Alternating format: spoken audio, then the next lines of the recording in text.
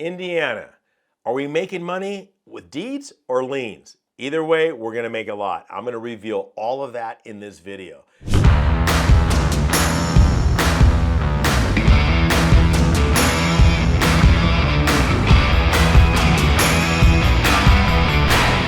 This is one of those states that nobody thinks. This is what we call a sleeper.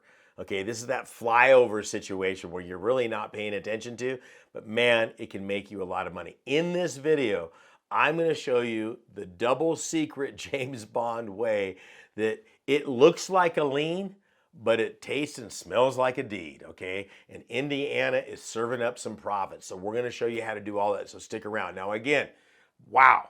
The support for this channel has been overwhelming. And literally, I have made some relationships on this channel with some people. I've seen some people sending me some of their deals.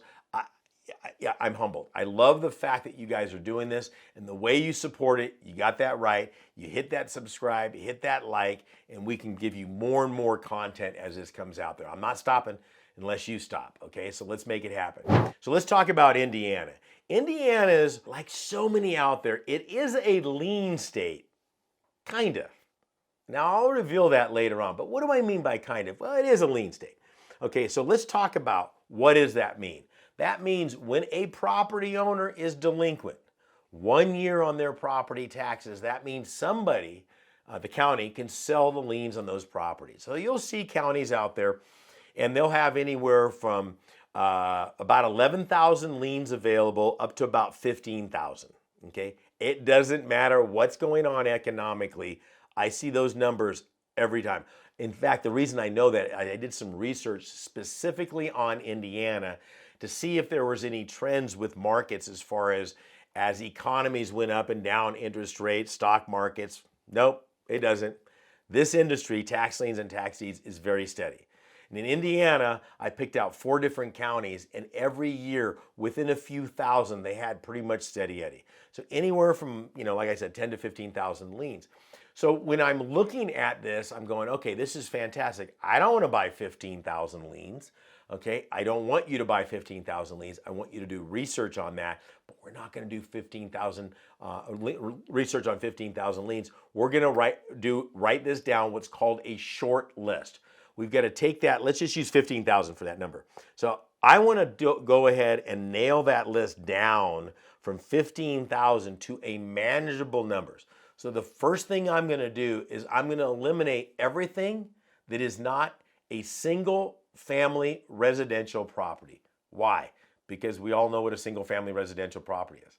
Okay, if you know commercial or land and you've watched some of my other videos, God bless you, good luck, go for it. But for right now, let's say we're only sticking with single family residential properties. Well, you can eliminate half of them right there. Okay, so boom, now we're down to 7,500 liens. Now I only want to stick with certain properties in certain areas. I've never been to Lake County. I've never been to Gary, Indiana. I don't know where the right areas is. So this is really simple. Don't get overcomplicated on this. So when I'm looking at a county, one of the first things I'm going to do is I'm going to find geographically where the socioeconomic area is. So all I want to do is find out what the average price of homes are overall in that county.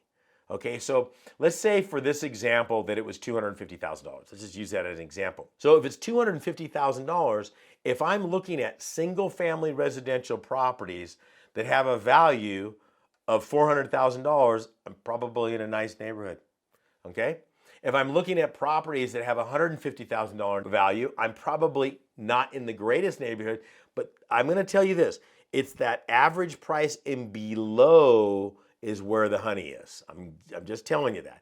But without getting into where the school districts are and where people are moving to, I instantly have an area that I want to go. Now, if I'm looking down there and I don't want to deal with $50,000 and $60,000 properties, I say, here's my window. I only want to deal with properties that are sub-average, maybe 225 to say 150. Let's just use that. Well, I've eliminated maybe even half of those on that. So now I'm down to 3,750 liens.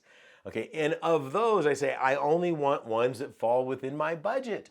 Okay, so I only want to buy liens for $500 a piece. Let's just use that as an example. I've just eliminated that. See how we're doing that? we're taking that list and we're making it into a short list. I don't need to look at 15,000.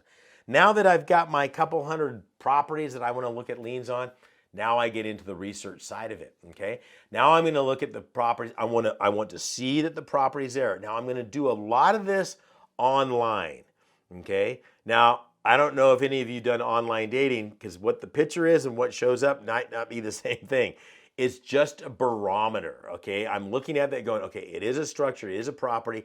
I want boots on the ground and eyes visually. We'll get there in just a minute, okay? So of those 250 liens, maybe I eliminate it down to 75.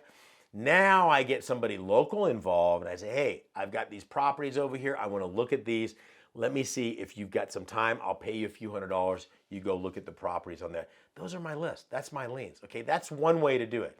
And in Indiana, a lot of these sales are done online, so I don't even have to go there to make it happen. The second thing that makes Indiana so incredible is they have a supplemental sale. Now, most counties have supplemental sales, but they have what's called a commissioner's sale. Write that down, commissioner's sale. So once all these liens, these 15,000 goes to the initial sale and nobody's bought that, it's gonna go to a commissioner's sale. They're gonna go, nobody wants these. So what was $4,000 in liens, we're gonna reduce down to $500, $200, $300. So literally I'll get a list of say like 7,000 in a market that's a supplemental sale. Now it looks like a lien, smells like a lien, tastes like a lien, but it acts like a deed. So at a supplemental sale, or what they call commissioner in Indiana, the interest rate is 10%. It's a penalty on what you bid on the property. Here's the kicker. It's a 4-month redemption period.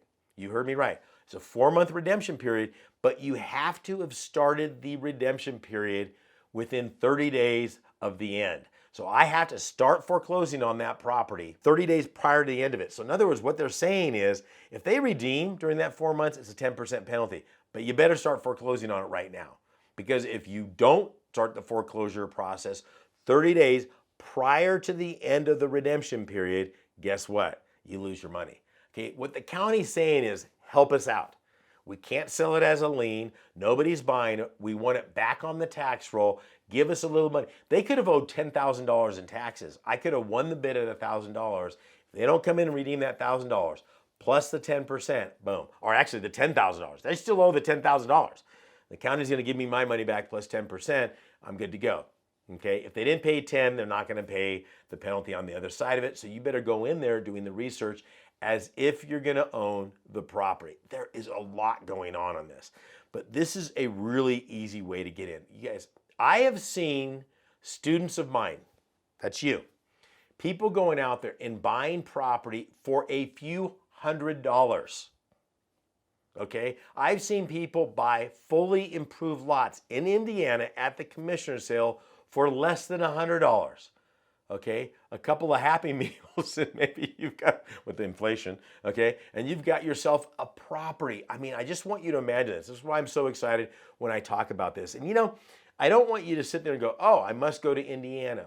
If you're noticing all these videos and all these different states out there, everybody's got something unique about it. And guess what? Indiana's no different. This is a great opportunity for somebody just getting their feet into the water. Usually that means you don't have a lot of money and you want to make this happen. Get into the market over there. So you got two choices in Indiana. I can buy the liens. Okay, now their interest rate on the liens is 10 to 12% of that. Okay, so the interest rate's not so great. You know, you can go over to the commissioner's sale. Now they call it a lien, but it's really a deed. As you can see, there is a ton of way to make money in Indiana, okay? And again, it's one of those, why I call it the sleeper, is because it's not the first thing you think of. Why don't I go to Indiana? But when I tell you, you can get properties and own them free and clear for a few $1,000s, all of a sudden you start going, okay, wait a second. Maybe I do like Indiana. And that's what this is all about. You guys, again, like a lot of my other stuff, I could spend hours teaching you this, but don't worry about it. We don't have the time. But I do have brand new extensive training that I'm going to give you for free. All you got to do is click the link down below. I've got free training for you. Click the link. We'll see you in the winner's circle. This is Saen Higgins saying God bless and good luck.